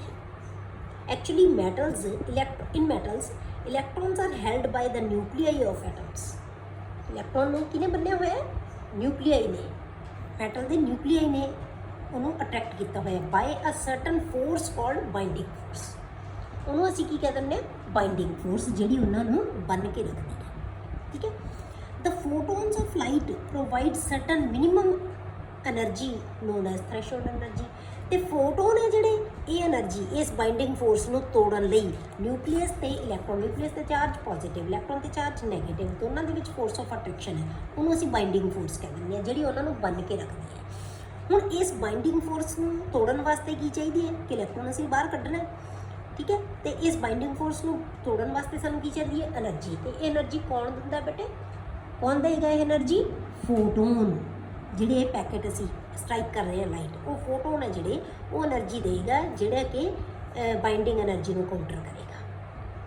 Clear? The photons of light provide certain minimum energy known as threshold energy to counter the binding energy, ਠੀਕ ਹੈ। ਉਹ એનર્ਜੀ ਨੂੰ ਕੀ ਕਹਿੰਦੇ ਆਪਾਂ? H nu note. H nu naught ਕਿਹਨੂੰ ਕਿਹਾ? ਜਿਹੜੀ ਕਿ ਮਿਨੀਮਮ ਥ੍ਰੈਸ਼ੋਲਡ એનર્ਜੀ ਹੈ ਜਿਹੜੀ, ਉਹਨੂੰ ਅਸੀਂ ਨਿਊ ਨੋਟ ਨਾਲ ਲਿਖਦੇ ਹਾਂ। ਕਲੀਅਰ ਹੋ ਬੇਟੇ ਕਿ ਜਿਹੜੀ એનર્ਜੀ ਚਾਹੀਦੀ ਹੈ ਉਹਨੂੰ ਮਿਨੀਮਮ એનર્ਜੀ, ਉਹਨੂੰ ਥ੍ਰੈਸ਼ੋਲਡ એનર્ਜੀ ਕਹਿੰਦੇ, ਜਿਹੜੀ ਕਿ ਬਾਈਂਡਿੰਗ ਫੋਰਸ ਨੂੰ ਤੋੜ ਦੇਗੀ। ਹੁਣ ਜੇ ਇਹ એનર્ਜੀ ਫੋਟੋਨ ਜਿਹੜਾ ਅਸੀਂ ਸਟ੍ਰਾਈਕ ਕਰ ਰਹੇ ਹਾਂ, ਜੇ ਇਸ ਫੋਟੋਨ ਦੀ એનર્ਜੀ ਥ੍ਰੈਸ਼ੋਲਡ એનર્ਜੀ ਨਾਲੋਂ ਮਤਲਬ ਕਿ ਡੈਲਟਾ ਐਚ ਨਿਊ ਨਾਲੋਂ ਜੇ ਜ਼ਿਆਦਾ ਹੋਵੇ ਤਾਂ ਫਿਰ ਕੀ ਹੈ? ਡੈਲਟਾ ਐਚ ਨਿਊ ਜਿੰਨੀ એનર્ਜੀ ਦਾ ਇਹ ਯੂਜ਼ ਕਰ ਲੇਗਾ ਫੋਟੋ ਇਲੈਕਟ੍ਰੋਨ ਨੂੰ ਇਜੈਕਟ ਕਰਨ ਵਾਸਤੇ। ਬਾਕੀ ਦੀ ਜਿਹੜੀ એનર્ਜੀ ਬਚੇਗੀ ਉਹ ਇਨ ਦਾ ਫਾਰਮ ਆਫ ਕਾਈਨੈਟਿਕ એનર્ਜੀ ਇਹਨੂੰ ਇਲੈਕਟ੍ਰੋਨ ਨੂੰ ਮਿਲ ਜੇਗੀ ਤੇ ਇਲੈਕਟ੍ਰੋਨ ਮੂਵ ਕਰ ਜਾਏਗਾ। ਐਕਸਟਰਾ એનર્ਜੀ ਹੈ ਜਿਹੜੀ ਉਹ ਕੱਚ ਕਨਵਰਟ ਹੋ ਜਾਏਗੀ ਉਹਦੀ ਕਾਈਨੈਟਿਕ એનર્ਜੀ ਦੇ ਵਿੱਚ, ਠੀਕ ਹੈ। ਉਸ ਤੋਂ ਬਾਅਦ ਆ ਗਿਆ ਤੁਹਾਡੇ ਕੋਲੇ if the energy of the striking photon is more than threshold energy, minimum energy needed to bring about photo electric effect, ਜਿਹਨੂੰ ਅਸੀਂ ਥ੍ਰੈਸ਼ੋਲਡ એનર્ਜੀ ਕਹਿੰਦੇ ਹਾਂ, then extra energy is taken by the ejected electron as kinetic energy, ਜਿਹਨੂੰ ਅਸੀਂ half mv² ਨਾਲ ਲਿਖਦੇ ਹਾਂ। Clear ਹੋ ਗਿਆ? ਹੁਣ ਕੀ ਹੈ ਬੇਟੇ, ਆਪਾਂ ਆ ਮੈਟਲ ਦਾ ਸਰਫੇਸ ਲੈ ਲਿਆ ਇੱਕ, ਇਹਦੇ ਤੇ ਅਸੀਂ ਇਲੈਕਟ੍ਰੋਨ ਇਜੈਕਟ ਕਰਨਾ ਹੈ। ਆਪਾਂ ਕੀ ਕਰਾਂਗੇ? ਇੱਥੋਂ ਇੰਸੀਡੈਂਟ ਲਾਈਟ ਪਾਈ। ਇੰਸੀਡੈਂਟ ਲਾਈਟ ਕਿਹਨੂੰ ਕਹਿੰਦੇ ਹਾਂ? ਜਿਹੜੀਆਂ ਅਸੀਂ ਰੇਜ਼ ਅਸੀਂ ਪਾ ਰਹੇ ਹਾਂ, ਅਸੀਂ ਇੱਥੋਂ ਲਾਈਟ ਪਾਈ। ਜਦੋਂ ਅਸੀਂ ਲਾਈਟ ਪਾਵਾਂਗੇ ਤਾਂ ਕੀ ਹੈ? ਇਹ ਫੋਟੋਨ ਦੀ એનર્ਜੀ ਜੇ ਇਹਦੀ ਜਿਹੜੀ ਬਾਈਂਡਿੰਗ એનર્ਜੀ ਹੈ ਉਹਦੇ ਬਰਾਬਰ ਹੋਈ ਤਾਂ ਇਲੈਕਟ੍ਰੋਨ ਇਜੈਕਟ ਹੋ ਜਾਏਗਾ, ਜੇ ਉਹਦੇ ਘੱਟ ਹੋਈ ਫਿਰ ਇਜੈਕਟ ਨਹੀਂ ਹੋਏਗਾ। ਆਪਾਂ ਮੰਨ ਲਿਆ ਸਪੋਜ਼ ਕਰੋ ਇੱਥੇ ਇਹਦੇ ਬਰਾਬਰ એનર્ਜੀ ਹੈਗੀ ਹੈ ਤਾਂ ਇੱਥੋਂ ਇਲੈਕਟ੍ਰੋਨ ਇਜੈਕਟ ਹੋਏਗਾ। ਜੇ ਤੋਂ ਐਕਸਟਰਾ એનર્ਜੀ ਹੈ ਫਿਰ ਕੀ ਹੋਏਗਾ? ਜੇ ਉਹਦੇ ਨਾਲੋਂ ਵੱਧ એનર્ਜੀ ਹੈ ਫਿਰ ਕੀ ਹੋਏਗਾ? ਇਨ ਦਾ ਫਾਰਮ ਆਫ ਕਾਈਨੈਟਿਕ એનર્ਜੀ ਹੈ ਜਿਹੜੀ ਐਕਸਟਰਾ એનર્ਜੀ ਕਨਵਰਟ ਹੋ ਜਾਏਗੀ ਤਾਂ ਇਲੈਕਟ੍ਰੋਨ ਗਿਆ ਬਾਹਰ। ਇਸ ਇਲੈਕਟ੍ਰੋਨ ਨੂੰ ਇਜੈਕਟਡ ਇਲੈਕਟ੍ਰੋਨ ਨੂੰ ਕੀ ਕਿਹਾ ਜਾਂਦਾ ਬੇਟੇ? Photo electron. The ejected electron is called photo electron. ਕਿਉਂ ਕਹਿੰਦੇ ਆ ਬੇਟੇ? ਕਿਉਂਕਿ photon is responsible for the ejection of electron. ਇਸ ਫੋਟੋਨ ਦੇ ਕਰਕੇ ਜਿਹੜਾ ਇਹਦੇ ਨਾਲ ਸਟ੍ਰਾਈਕ ਕਰ ਰਿਹਾ ਉਹਦੇ ਕਰਕੇ ਇਲੈਕਟ੍ਰੋਨ ਅਮਿਟ ਹੋਇਆ, ਇਸ ਕਰਕੇ ਇਹਨੂੰ ਅਸੀਂ ਫੋਟੋ ਇਲੈਕਟ੍ਰੋਨ ਹੀ ਕਹਿ ਦਿੰਦੇ ਹਾਂ, ਠੀਕ ਹੈ। ਹੁਣ ਇਹਦੀ ਜਿਹੜਾ ਬਾਹਰ ਜਾ ਰਿਹਾ ਹੈ ਉਹਦੀ ਕਾਈਨੈਟਿਕ એનર્ਜੀ ਹੈ ਜਿਹੜੀ ਕਿਹਦੇ ਬਰਾਬਰ ਹੈ? Half mv² is equal to H nu, ਜਿਹੜੀ ਇਹਦੀ એનર્ਜੀ ਹੈ ਜਿਹੜਾ ਫੋਟੋਨ ਸਟ੍ਰਾਈਕ ਕਰ ਰਿਹਾ ਉਹਦੀ એનર્ਜੀ ਨੂੰ ਕੀ ਕਹਿੰਦੇ ਹਾਂ ਅਸੀਂ? H new. H nu minus H nu note. H nu note ਕਿਹੜੀ એનર્ਜੀ ਹੈ ਬੇਟੇ? ਜਿਹੜੀ ਇਹਨੂੰ ਮਿਨੀਮਮ ਚਾਹੀਦੀ ਹੈ ਇਲੈਕਟ੍ਰੋਨ ਦੀ ਇਜੈਕਸ਼ਨ ਲਈ। ਇਹ ਦੋ ਚੀਜ਼ਾਂ ਬੇਟੇ ਧਿਆਨ ਰੱਖਣੀ ਹੈ ਕਿ ਐਚ ਨਿਊ ਕੀ ਚੀਜ਼ ਹੈ, energy of the striking photon. H nu naught is energy required for the ejection of electron. ਕਿਸੇ ਵੀ ਮੈਟਲ ਦੇ ਵਿੱਚੋਂ ਇਲੈਕਟ੍ਰੋਨ ਨੂੰ ਇਜੈਕਟ ਕਰਨ ਲਈ ਜਿੰਨੀ ਮਿਨੀਮਮ ਐਨਰਜੀ ਚਾਹੀਦੀ ਹੈ ਉਹਨੂੰ ਕਹਿੰਦੇ ਅਸੀਂ ਐਚ ਨਿਊ ਨੋਟ। ਠੀਕ ਹੈ, ਇਹ ਦੋ ਚੀਜ਼ਾਂ ਦਾ ਧਿਆਨ ਰੱਖਣਾ ਹੈ। ਇਹਨਾਂ ਦੋਨਾਂ ਦਾ ਡਿਫਰੈਂਸ ਹੈ ਜਿਹੜਾ ਉਹ ਕੀ ਹੋਏਗਾ, ਕਾਈਨੈਟਿਕ ਐਨਰਜੀ ਦੇ ਵਿੱਚ ਕਨਵਰਟ ਹੋ ਜਾਏਗਾ। ਠੀਕ ਹੈ, ਇਹ ਮੈਟਲ ਦਾ ਸਰਫੇਸ ਹੈ, ਇਹ ਇਲੈਕਟ੍ਰੋਨ ਇਜੈਕਟ ਹੋ ਗਿਆ ਜਦੋਂ ਅਸੀਂ ਇਹਦੇ ਤੇ ਲਾਈਟ ਸਟ੍ਰਾਈਕ ਕਰਾਂਗੇ। ਕਲੀਅਰ ਹੋ ਗਿਆ। ਹੁਣ threshold energy is also called work function. Threshold energy ਨੂੰ ਆਪਾਂ ਬੇਟੇ ਵਰਕ ਫੰਕਸ਼ਨ ਵੀ ਕਿਹਾ ਜਾਂਦਾ ਹੈ, W0। ਕਲੀਅਰ। ਹੁਣ ਆਪਾਂ ਜੇ ਐਨਰਜੀ ਆਫ ਇਨਸੀਡੈਂਟ ਫੋਟੋਨ ਲਿਖਣੀ ਹੋਵੇ ਤਾਂ ਕਿਹਦੇ ਬਰਾਬਰ ਆਏਗੀ, threshold energy h nu naught plus kinetic energy half square. ਦੋਨਾਂ ਦੇ ਸਮ ਦੇ ਬਰਾਬਰ ਕੀ ਹੈ, ਐਨਰਜੀ ਆਫ ਫੋਟੋਨ। ਇਹ ਐਨਰਜੀ ਹੈ ਜਿਹੜੀ ਇਹਦੇ ਇਸ ਫੋਟੋਨ ਕੋਲ, ਉਹ ਇੱਕ ਤਾਂ ਇਜੈਕਸ਼ਨ ਲਈ ਜਿੰਨੀ ਚਾਹੀਦੀ ਹੈ ਉਹ ਐਚ ਨਿਊ ਨੋਟ ਹੈ, ਜਿੰਨੀ ਬਾਕੀ ਦੀ ਐਨਰਜੀ ਉਹਦੀ ਕਾਈਨੈਟਿਕ ਐਨਰਜੀ। ਦੋਨਾਂ ਦੇ ਸਮ ਨੂੰ ਆਪਾਂ ਕੀ ਕਹਤਾ, ਐਚ ਨਿਊ। ਠੀਕ ਹੈ, ਉਹ ਕੀ ਹੈ, ਐਚ ਨਿਊ। ਇਨਸੀਡੈਂਟ ਜਿਹੜਾ ਫੋਟੋਨ ਹੈ ਉਹਦੀ ਐਨਰਜੀ ਕਿੰਨੀ ਹੈ, ਇਹਨਾਂ ਦੋਨਾਂ ਦੇ ਸਮ ਦੇ ਬਰਾਬਰ। ਹੁਣ ਆਪਾਂ ਮੈਥਮੈਟਿਕਲੀ ਜੇ ਸ਼ੋ ਕਰੀਏ ਤਾਂ half M V square is equal to H nu minus H nu note. H common ਹੈ ਦੋਨਾਂ 'ਚ ਕਿਉਂਕਿ ਇਹ ਤਾਂ ਕੌਨਸਟੈਂਟ ਹੈ। ਐਚ ਨਿਊ ਮਤਲਬ ਕਿ ਨਿਊ ਮਾਈਨਸ ਨਿਊ ਨੋਟ ਆ ਗਿਆ। ਇਹਦਾ ਮਤਲਬ ਕੀ ਹੋਇਆ ਬੇਟੇ ਕਿ half M V square is directly proportional to nu. क्योंकि एक ही है कांस्टेंट, न्यू नॉट भी की है constant, because new not is constant for a particular metal. एक मैटल ਲਈ न्यू नॉट ਦੀ ਫ੍ਰੀਕੁਐਂਸੀ ਹੈ ਜਿਹੜੀ, ਜਾਂ ਆਪਾਂ ਕਹਿ ਲਓ ਥ੍ਰੈਸ਼ੋਲਡ ਫ੍ਰੀਕੁਐਂਸੀ ਹਮੇਸ਼ਾ ਕੀ ਹੋਏਗੀ, ਕਾਂਸਟੈਂਟ ਰਹੇਗੀ। ਇੱਕ ਮੈਟਲ ਵਾਸਤੇ ਚੇਂਜ ਨਹੀਂ ਹੋਏਗੀ, ਪਰ ਜੇ ਮੈਟਲ ਚੇਂਜ ਕਰ ਦਾਂਗੇ ਫਿਰ ਕੀ ਹੈ, ਚੇਂਜ ਹੋ ਜਾਏਗੀ। ਤੇ ਇੱਕ ਪਰਟੀਕੂਲਰ ਮੈਟਲ ਵਾਸਤੇ ਇਹਦਾ ਮਤਲਬ ਕੀ ਹੈ ਕਿ ਜਿਹੜੀ ਕਾਈਨੈਟਿਕ એનર્ਜੀ ਹੈ ਉਹ ਫ੍ਰੀਕੁਐਂਸੀ ਦੇ ਡਾਇਰੈਕਟਲੀ ਪ੍ਰੋਪੋਰਸ਼ਨਲ ਹੈ, ਜਿਹੜੀ ਇਹਦੀ ਫ੍ਰੀਕੁਐਂਸੀ ਹੋਏਗੀ। ਕਿ ਜੇ ਜ਼ਿਆਦਾ ਹੈ ਤਾਂ ਕਾਈਨੈਟਿਕ એનર્ਜੀ ਵੀ ਜ਼ਿਆਦਾ ਹੋਏਗੀ, ਜੇ એનર્ਜੀ ਘੱਟ ਹੈ ਤਾਂ ਕਾਈਨੈਟਿਕ એનર્ਜੀ ਵੀ ਘੱਟ ਹੋਏਗੀ, ਇਹਦੇ ਡਾਇਰੈਕਟਲੀ ਪ੍ਰੋਪੋਰਸ਼ਨਲ। ਹੁਣ ਬੇਟੇ ਜਿਹੜੀ ਆਪਾਂ ਉੱਪਰ ਡਿਸਕਸ਼ਨ ਕੀਤੀ ਹੈ ਸਾਰੀ, ਇਸ ਚੀਜ਼ ਤੋਂ ਆਪਾਂ ਕੀ ਕਨਕਲੂਜਨ ਕੱਢਦੇ ਹਾਂ, if frequency of incident photon is less than threshold frequency, ਜੇ ਇਹ ਸਟ੍ਰਾਈਕਿੰਗ ਫੋਟੋਨ ਹੈ ਜਿਹੜਾ, ਇਹਦੀ એનર્ਜੀ ਜਿਹੜੀ ਮਿਨੀਮਮ એનર્ਜੀ ਚਾਹੀਦੀ ਐਚ ਨਿਊ ਨੋਟ ਹੈ ਜਿਹੜੀ, ਉਹਦੇ ਨਾਲੋਂ ਘੱਟ ਹੋਏਗੀ, then no electron is ejected. ठीक है, क्योंकि एच का कॉन्सटेंट ही है, डिपेंड किहदे ते करेगा, फ्रीकुएंसी के उत्ते। एच न्यू की बजाय हम आप कल्ली फ्रीकुएंसी भी लिख सकते हैं, क्योंकि फ्रीकुएंसी ही डिपेंड करेगा ये, तो नो इलैक्ट्रॉन इज इजेक्टेड। दूसरी चीज़ की है बटे, if frequency of incident photon nu is equal to threshold frequency of the metal, then electron will just ejected with zero kinetic energy. सिर्फ इजेक्ट होएगा पर मूव नहीं करेगा, उसकी काइनेटिक एनर्जी की होगी, जीरो होगी। तीसरी ऑप्शन की हो सकती है बेटे, तीसरा केस की है, जो एनर्जी ज़्यादा होगी, when frequency of incident photon is greater than the threshold frequency of the metal, new not नालों ज़्यादा होएगी, फिर क्या होएगा, the electron move with certain kinetic energy will be ejected, the electron with certain kinetic energy will be ejected। ਤਾਂ ਜਿਹੜਾ electron eject ਹੋਏਗਾ ਉਹਦੇ ਕੋਲੇ ਕੁਝ ਖਾਸ ਕਾਈਨੈਟਿਕ એનર્ਜੀ ਵੀ ਹੋਏਗੀ, ਔਰ ਇਹ ਸਰਟਨ એનર્ਜੀ ਕਿਹਦੇ ਤੇ ਡਿਪੈਂਡ ਕਰੇਗੀ, ਇਹਦੀ ਫ੍ਰੀਕੁਐਂਸੀ ਦੇ ਉੱਤੇ। ਜੇ ਜ਼ਿਆਦਾ ਹੈ ਤਾਂ ਜ਼ਿਆਦਾ ਹੋਏਗੀ ਕਾਈਨੈਟਿਕ, ਜੇ ਇਹਦੀ ਫ੍ਰੀਕੁਐਂਸੀ ਜ਼ਿਆਦਾ ਹੋਏਗੀ ਤਾਂ એનર્ਜੀ ਹੈ ਜਿਹੜੀ ਉਹ ਜ਼ਿਆਦਾ ਹੋਏਗੀ, ਜੇ ਫ੍ਰੀਕੁਐਂਸੀ ਘੱਟ ਹੋਏਗੀ ਤਾਂ એનર્ਜੀ ਹੈ ਜਿਹੜੀ ਉਹ ਉਸ ਜਿਹੜੀ ਇਜੈਕਟਡ ਇਲੈਕਟ੍ਰੋਨ ਦੀ ਹੈ ਕਾਈਨੈਟਿਕ એનર્ਜੀ ਘੱਟ ਹੋਏਗੀ। ਤਾਂ ਮਤਲਬ ਕੀ ਹੈ, ਡਿਪੈਂਡ ਕਰੇਗਾ ਫ੍ਰੀਕੁਐਂਸੀ ਦੇ ਉੱਤੇ, कि जोड़ा स्ट्राइकिंग फोटोन है वो फ्रीकुएंसी के उत्ते डिपेंड करेगी कि यदि एनर्जी कितनी अमाउंट कितनी होएगी, यदि काइनेटिक एनर्जी। क्लीयर हो गया। तो ये आप कनक्लूजन दे सकते हैं इन्ना जी आप उपर डिस्कशन की है। हुण आप बेटे पूरा पढ़ लिया, दोनों चीज़ां वेव नेचर भी पढ़ ली तो पार्टिकल नेचर भी पढ़ ली। हुण उन्होंने दोनों की स्टडी तो बाद आप क्या है कि ड्यूल नेचर ऑफ रेडिएशंस, कि रेडिएशन की नेचर है जी वो की है, ड्यूल है। From the study of wave-like and particle characteristics, it is concluded that light and other electromagnetic radiations have dual nature। तो सारिया electromagnetic radiations की nature है कि वो dual है। They have wave nature as well as particle nature। because certain phenomena like interference and diffraction could be explained on the basis of wave nature. कुछ phenomena ਜਿਹੜੇ ਉਹ ਵੇਵ ਨੇਚਰ ਨਾਲ explain ਕਰ ਸਕਦੇ ਹਾਂ। ਇਹ ਆਪਾਂ ਡਿਸਕਸ ਕੀਤਾ ਸੀ ਕਿ ਕੀ ਚੀਜ਼ਾਂ ਹੁੰਦੀਆਂ, ਸ਼ੁਰੂ ਕੀਤੀ ਸੀ ਜਦੋਂ ਵੇਵ ਨੇਚਰ ਆਪਾਂ। While certain phenomena like black body radiations and photo electric effect ਜਿਹੜੇ ਆਪਾਂ ਹੁਣੇ ਪੜ੍ਹੇ ਦੋਨੋਂ ਚੀਜ਼ਾਂ could be explained on the by particle nature. The dual nature of radiations formed the basis of the modern picture of atomic model. Next topic है बेटे atomic spectra. ਪਹਿਲਾਂ ਆਪਾਂ ਪੜ੍ਹਿਆ ਸੀ ਬੇਟੇ ਇਲੈਕਟ੍ਰੋਮੈਗਨੈਟਿਕ ਸਪੈਕਟਰਮ। ਜੇ ਤੁਹਾਨੂੰ ਯਾਦ ਹੋਵੇ ਤਾਂ ਇਲੈਕਟ੍ਰੋਮੈਗਨੈਟਿਕ ਸਪੈਕਟਰਮ ਕਿਹਨੂੰ ਕਿਹਾ ਸੀ ਆਪਾਂ? Arrangement of different type of electromagnetic radiations in the increasing order of wavelengths or in the decreasing order of frequencies is called electromagnetic spectrum ਕਿਹਾ ਸੀ ਆਪਾਂ। ਠੀਕ ਹੈ, ਹੁਣ ਆਪਾਂ ਨੂੰ ਪਤਾ ਹੈ ਕਿ ਇਲੈਕਟ੍ਰੋਮੈਗਨੈਟਿਕ ਸਪੈਕਟਰਮ ਦੇ ਵਿੱਚ ਅਲੱਗ-ਅਲੱਗ ਰੇਡੀਏਸ਼ਨਸ ਹੁੰਦੀਆਂ, ਉਹਨਾਂ ਦੀ ਵੇਵਲੈਂਥਸ ਤੇ ਫ੍ਰੀਕੁਐਂਸੀਜ਼ ਅਲੱਗ-ਅਲੱਗ ਹੋਣਗੀਆਂ। ਹੁਣ ਅਸੀਂ ਇਹਨਾਂ ਵੇਵਲੈਂਥਸ ਦੀਆਂ ਰੇਡੀਏਸ਼ਨਸ ਨੂੰ ਅਲੱਗ ਕਰ ਸਕਦੇ ਹਾਂ, ਸੈਪਰੇਟ ਕਰ ਸਕਦੇ ਹਾਂ। These can be separated and then analysed. ਫਿਰ ਉਹਨਾਂ ਨੂੰ ਅਸੀਂ ਐਨਾਲਾਈਜ਼ ਕਰ ਸਕਦੇ ਹਾਂ, ਉਹਨਾਂ ਦੀ ਐਨਾਲਿਸਿਸ ਕਰ ਸਕਦੇ ਹਾਂ with a instrument known as spectroscope. Spectroscope ਦੇ ਨਾਲ ਆਪਾਂ ਉਹਨਾਂ ਨੂੰ ਸਟੱਡੀ ਕਰ ਸਕਦੇ ਹਾਂ ਬੇਟੇ। ਠੀਕ ਹੈ, ਹੁਣ ਸਪੈਕਟ੍ਰੋਸਕੋਪ ਕੀ ਹੁੰਦਾ ਹੈ, ਕਿਵੇਂ ਬਣਿਆ ਹੋਇਆ ਹੁੰਦਾ ਬੇਟੇ?